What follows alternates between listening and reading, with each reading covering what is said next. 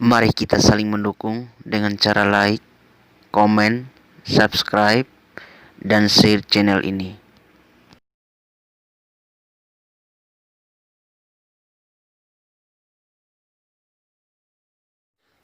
Selamat pagi teman-teman. Pada kesempatan ini kami akan mempresentasikan hasil makalah kami. Selamat menonton dan menyimak dan semoga bermanfaat. Pengertian postmodernisme. Postmodernisme adalah munculnya pandangan mengenai kritik terhadap masyarakat modern dan terhadap kegagalan yang dilakukan dalam semua janji-janjinya. Definisi ini tentu saja menjadikan postmodernisme yang cenderung digambarkan sebagai segala sesuatu yang diasosiasikan dengan modernitas atau berbalik dengan modernitas yang terjadi. Agar kita lebih memahami pengertian dari postmodernisme, maka berikut ini kami sertakan pengertian postmodernisme menurut para ahli. 1. Menurut Kefale 2006, postmodernisme adalah pengistilahan yang jauh berbeda dalam postmodern. Hal ini dikarenakan postmodernisme memiliki karakteristik yang luas, kontroversial, dan ambigu. 2. Anthony Giddens.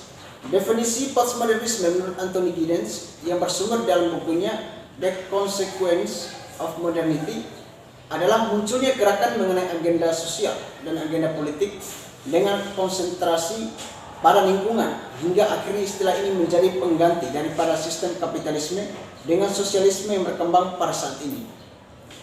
Ketiga, Josh MC Dower dan Bob Hostetler.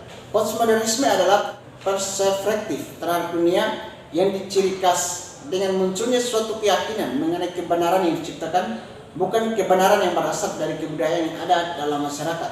Klasifikasi pemikiran postmodernisme. A. Pandangan terhadap postmodernisme atau pandangan holisme. Postmodernisme adalah pandangan yang menggantikan zaman modernisme. Aliran postmodernisme ini didasarkan oleh kepentingan kepercayaan terhadap aliran modernisme yang dianggap telah gagal mewujudkan cita-cita yang mereka agung-agungkan, yaitu ingin mensejahterakan keseluruhan umat manusia, tetapi malah sebaiknya. Aliran modernisme dianggap telah gagal dan merusak tahanan kehidupan masyarakat. Pada abad ke-16 sampai puncaknya di atas abad ke-18 muncul abadnya pencerahan. Pada zaman ini manusia tidak lagi memandang alam sebagai suatu misteri besar, melainkan alam yang dapat diukur dan dipahami detail, mungkin di sains. Berkembangnya paham positifisme mulai mengancik masyarakat di Eropa kala itu. Masyarakat tidak lagi percaya pada mitos-mitos, namun pada fakta empiris.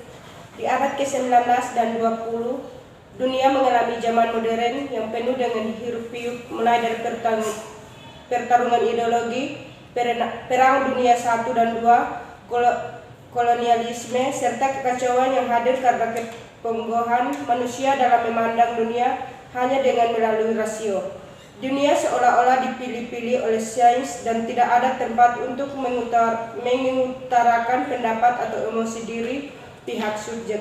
Setelah itu lahirlah aliran postmodernisme yang didasari oleh ketidakpercayaan terhadap aliran modernisme yang dianggap telah gagal mewujudkan cita-cita yang mereka agung-agungkan, yaitu ingin mensejahterakan seluruh umat manusia, tetapi malah sebaliknya.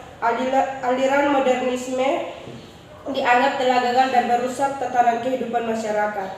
Modernisme malah menciptakan masyarakat yang terlalu individualistik, yang kaya semakin kaya, yang miskin semakin miskin, dan yang pintar membodohi orang yang bodoh, serta negara yang kuat menjajah negara yang lemah. Postmodernisme di tengah kekecewaan. Pandangan dekonstruksi.